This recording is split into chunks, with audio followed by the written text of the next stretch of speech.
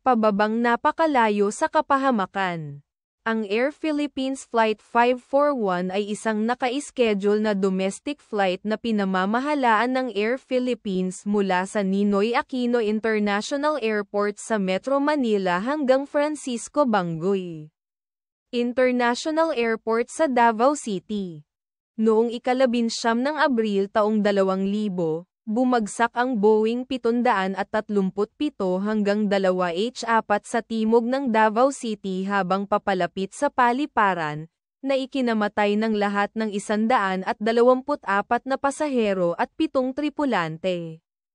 Bumaba ang sasakyang panghimpapawid sa ibaba ng normal na altitude para sa glide slope, na umabot sa 1,400 feet mula sa lupa, sa 500 feet, naputol ang sasakyang panghimpapawid, na nagdulot ng apoy.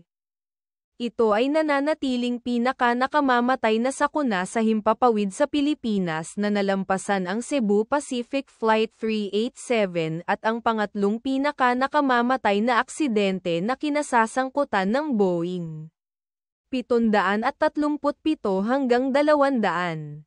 Pagkatapos ng Mandala Airlines Flight 091, na bumagsak makalipas ang 5 taon, at Indian Airlines Flight 113.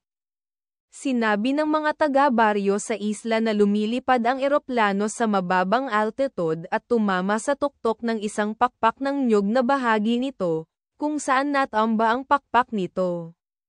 Sinabi nila na tila sinubukan ng eroplano na huminto sa ilalim ng buong lakas ng makina, ngunit nabigo at bumagsak. Nasunog ang eroplano nang bumaba ito sa isang niyog. Sinabi ng mga opisyal ng paliparan na maulap ang kalangitan sa oras ng aksidente.